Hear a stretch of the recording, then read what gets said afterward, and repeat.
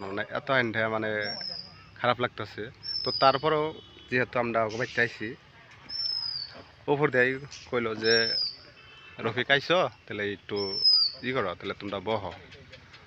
তো ওকে যেটা যেটা বহার যেটা পরিস্থিতি, আমরা পরিস্থিতিও আসল না, তো এটা সম্মানের খাতিরে কইছে। তো সেই বাড়িতে আজকে আমরা উপস্থিত হয়েছি।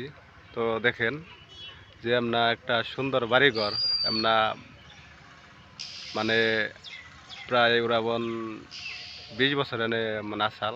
তো সেই বাড়িঘর হঠাৎ মানে সরকারের মানে মানে অনুরোধে বা সরকারের যেটা নিয়মে বা এটা অ্যাফেকশন করলো। তো করার পরে এখানে এটা থুয়ে ওরা মানে এই বাড়িঘর থুয়ে ওরা গেছে গা।